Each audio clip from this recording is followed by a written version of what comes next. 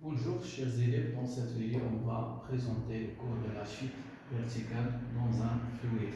On va traiter l'équation différentielle, la vitesse limite et la méthode d'Euler. Alors, soit une bille plongée dans un fluide visqueux. La bille est sommée en général à trois forces. Son poids P, la force F qu'on appelle la force de frottement fluide.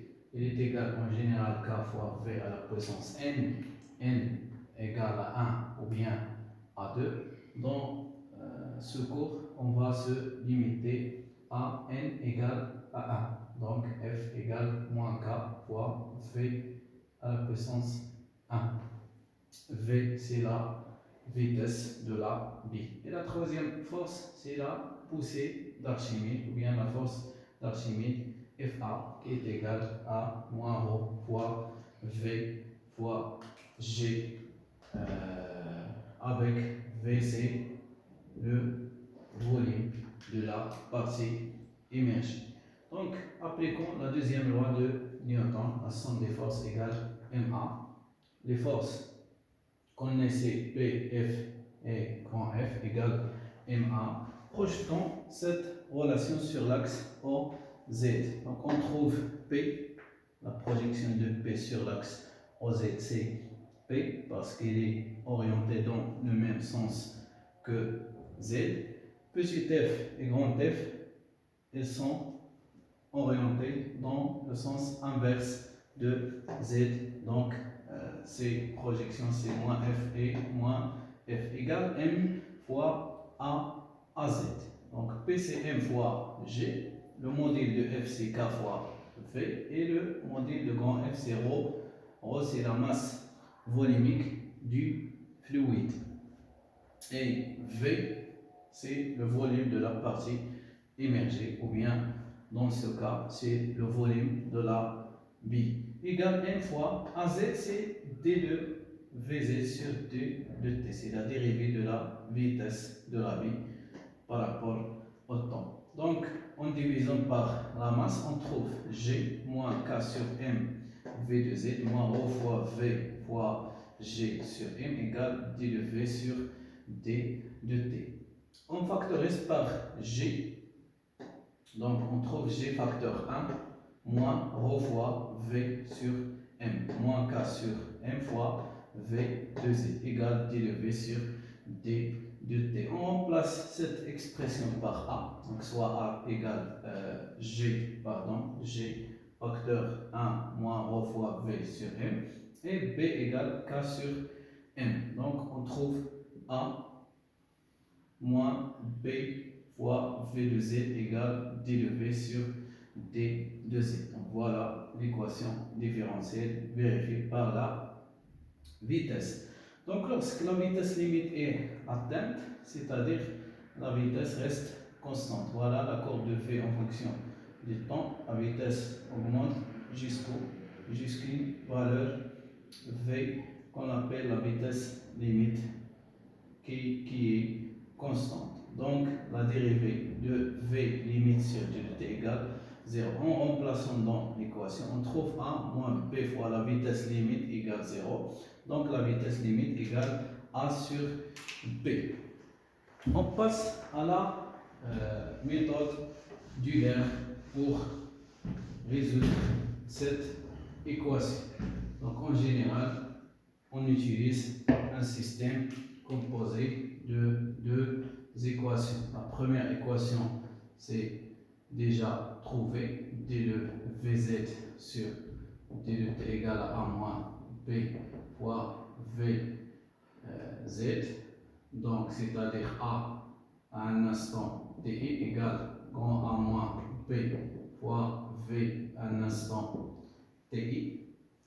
Donc, soit par exemple A égale 7,6 et B égale 9 VT.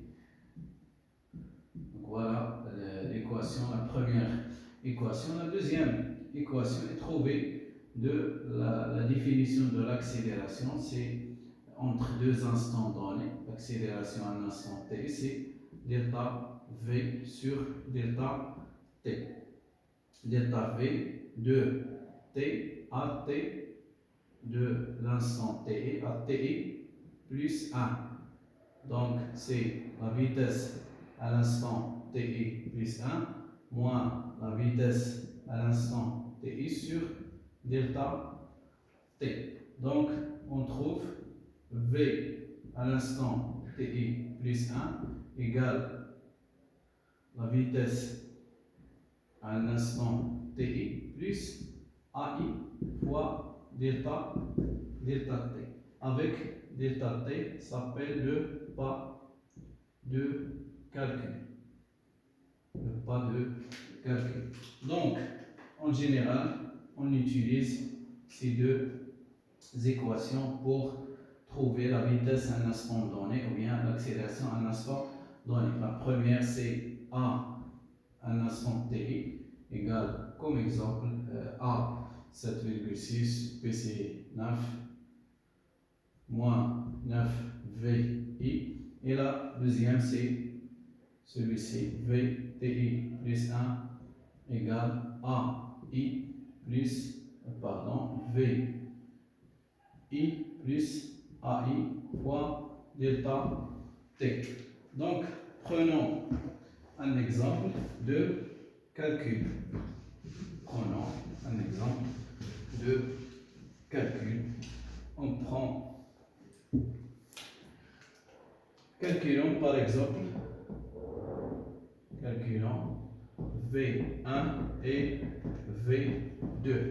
Donc, pour calculer la vitesse V1, il faut calculer l'accélération à 0, parce que V1 c'est V0 plus 1.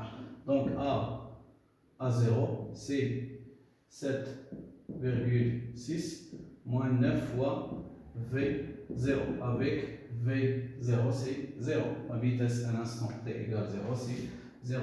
Donc à 0 c'est 7,6 mètres par seconde carré. Remplaçons dans la deuxième équation, on trouve V0 plus 1, c'est V1, égale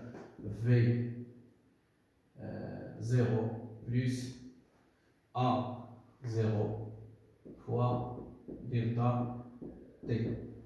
Avec delta T, c'est par exemple 0, 0, 1.